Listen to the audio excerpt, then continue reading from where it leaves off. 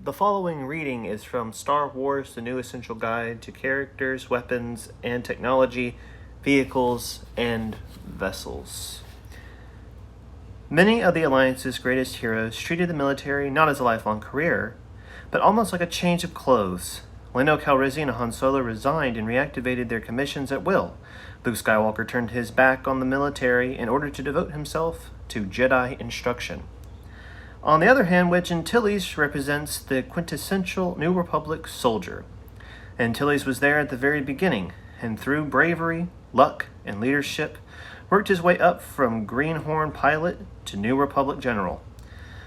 Though General Antilles is now retired, junior officers still get tongue-tied when introduced to the man who went up against 2 Death Stars and lived.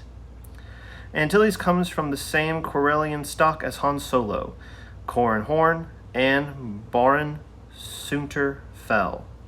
His parents, Jagged and Xena Antilles, operated a refueling platform on the Gus Trina Inter-System Market Station that serviced all 5 Corellian worlds. Wedge spent half of each year on a farm school in Corellia's northern hemisphere, where he studied his lessons in between herding nerfs and shoveling manure.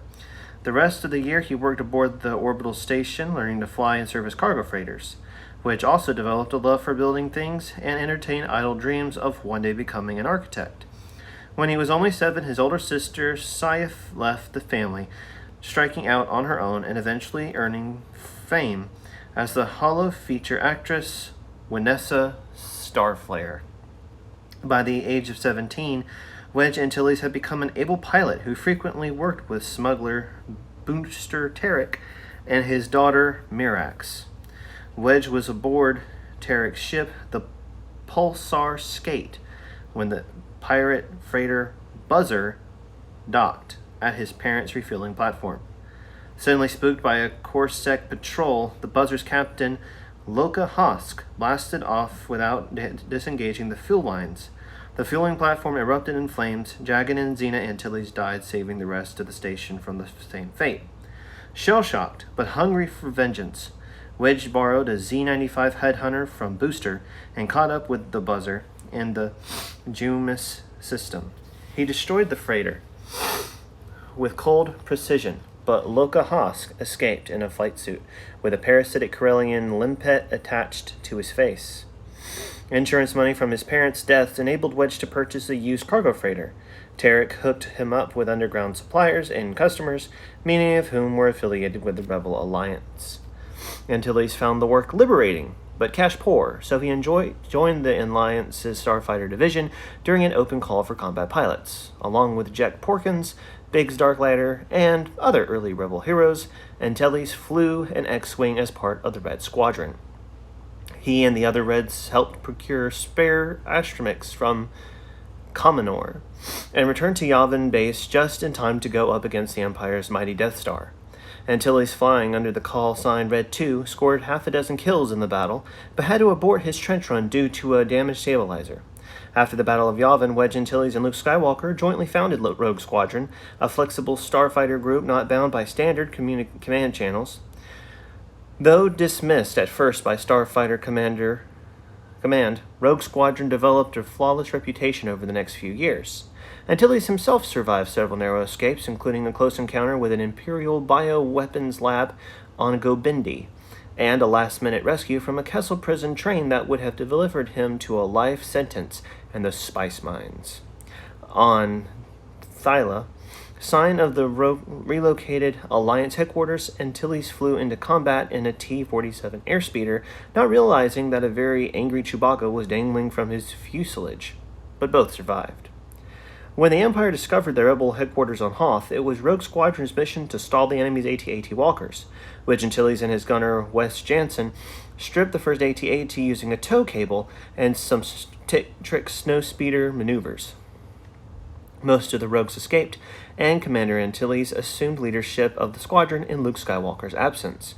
Rogue Squadron fought at Gaul and Coruscant during the search for Han Solo and the struggle against Prince Xizor.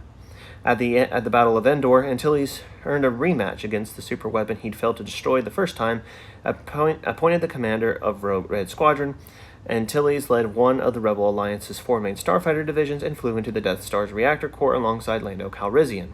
Their torpedoes struck home. Antilles and the Calrissian earned joint credit for the annihilation of the second Death Star.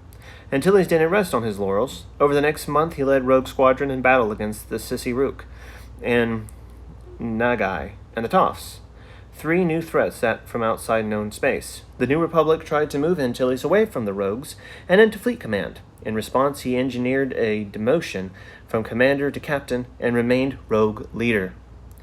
On a mission to Muralist, Antilles once again encountered Loka Hosk. The murderer of his parents was now an Imperial negotiator, but Hosk met a fitting end when a planet slicer weapon activated above Muralist. The device triggered a wormhole that swallowed Hosk and his ship. The rogues then fought at Brental, where they accepted a new member, Lauren Fell, an ex-Imperial TIE fighter ace and husband to Wedge's sister, Sayal. Approximately 1.5 years after Endor, Antilles once again reached the rank of commander when the New Republic temporarily disbanded Rogue Squadron. He spent nearly a year on a publicity tour before rebuilding the Rogues in time for the campaign to capture Coruscant. While undercover in Imperial City, Antilles met Ayala Wasiri, a New Republic agent and the former Coruscant partner of pilot Corin Horn. After his maverick military actions during the Back to War, Antilles formed Wraith Squadron, an experimental group of spies and saboteurs who proved instrumental in the victories over Warlord Zinj at Kuwait and Salagas. Antilles rejoined the Rogues during the campaign against Grand Admiral Thrawn and fought in the climactic Battle of Bilbringi. Following Thrawn's defeat, Antilles finally accepted a long-overdue promotion to General. At first, his new rank didn't take him away from his squadron mates. General Antilles led the Rogues in battle against Admiral Krenel and killed the clone of Yasana Sard on Ciutric. But the emergence of the reborn Emperor at last forced him to abandon the cockpit of his X-Wing. He commanded the captured Star Destroyer Liberator and Emancipator alongside General Calrissian and led an undercover commando assault on the Emperor's citadel on Biss. Around this time, the New Republic finally launched the captured Super Star Destroyer Lusancia.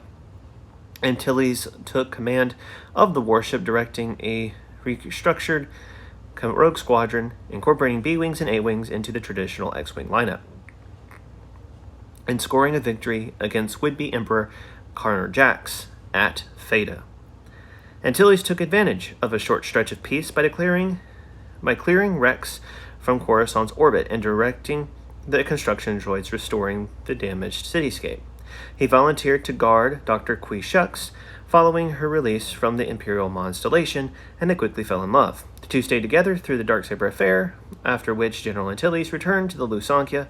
He clashed with Admiral Pelion and with Pelion's own Superstar Destroyer, the Reaper, in a month-long brawl for the planet Orinda. Antilles separated from Kui Shucks on friendly terms and ran into Ayala Wasiri during a diplomatic mission to Adamar. While leading the lesser nations of Adamar in battle against their bullying neighbor Kartan, he really realized Ayala was the woman with whom he wanted to spend his life. A few months later, after the Adumar mission, Wedge and Ayala exchanged vows on Coruscant. 2 children followed, both of them girls. First Sayal, and then Miri. General Antilles continued to serve the New Republic. He helped contain the Almanian New Rebellion, tried to evacuate Thanta Zilbra before its destruction by Center Point Station, and searched for the Kamas document during the Hand of Thrawn crisis. Finally, in the wake of the Imperial New Republic Peace Treaty, he retired from the military. With the invasion of the Yuzon Vong, Antilles returned, helping Kip Duran destroy a supposed enemy superweapon created from the remains of the planet Serpendil. And Gavin Darklighter, current leader of Rogue Squadron, will gladly accept any help this old soldier can offer.